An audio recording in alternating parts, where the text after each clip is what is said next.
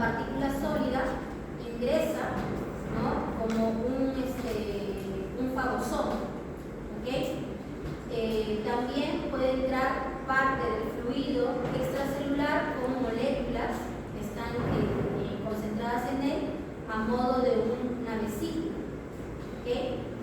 O podemos tener lo que es una endocitosis mediada por receptor, como estamos viendo acá, presencia de receptores sobre la membrana que van a reconocer ciertos elementos extracelulares requeridos por la célula y que van a ser incluidos a través de ese reconocimiento, ¿no?, a través de estos receptores externos, conformando una vesícula, ¿no?, con una cubierta incluso externa de proteínas ligadas a este tipo de endocitosis, ¿okay?, mediadas por receptor.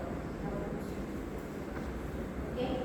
Entonces, en pinocitosis, consumo de pequeñas partículas disueltas en fluido, ¿okay?, el fluido intersticial, por ejemplo, pueden ser proteínas, lípidos, y un ejemplo es de las células epiteliales del intestino en el proceso digestivo, ¿no? Por pinocitosis, esas células ingresan contenido del medio extracelular donde están elementos proteicos o lipídicos o carbohidratos y los ingresan como vesícula. En la que es mediada por receptores vamos a tener el reconocimiento de elementos determinados, moléculas determinadas o específicas que ingresan dentro de la célula también, y hay un revestimiento, como se dice, membrana de proteína para esa molécula que ha sido ingresada, ¿okay? Pero hay un reconocimiento, hay especificidad en este caso,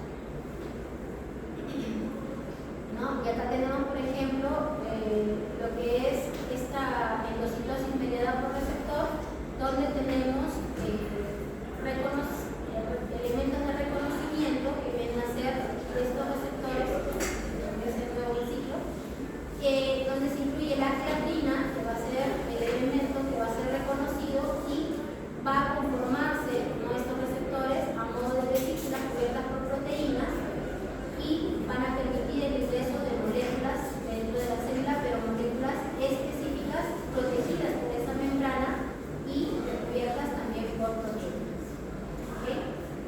Y en el caso de fagocitosis, ¿no?, también es cuando la célula atrapa, introduce partículas sumamente grandes al interior de la célula a través de extensiones, ¿no?, de la membrana plasmática para incluir o ingerir un elemento que va a ser fagocitado internamente dentro de ese fagosoma. Es decir, el elemento externo como un microbio es asociado a lo que es la membrana celular, la membrana lo encierra a modo de un fagosoma, como estamos viendo acá, y enzimáticamente se acoplan lisosomas que tienen enzimas en su interior y van a diluir o digerir a este elemento externo, este microbio, y posteriormente va a ser absorbido, lo que necesita ser absorbido, y eliminado por la misma membrana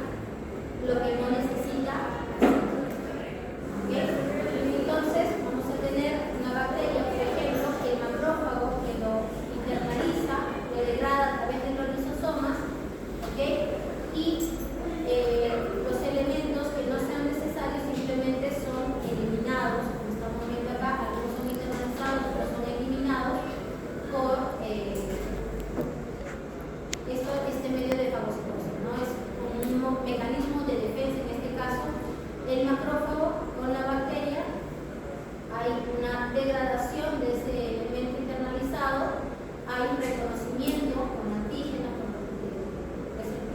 por recepción, y son luego presentados para una respuesta inmunológica. ¿Okay? Entonces vamos a tener esta fagocitosis tanto para engullimiento de material que va a ser absorbido y también como un mecanismo de defensa. ¿Okay? Aquí es cuando es utilizado a modo alimenticio, ¿no?, cuando necesita ser ingerido con fines alimenticios. Ok, en esta parte nos va a faltar un poquito de tiempo.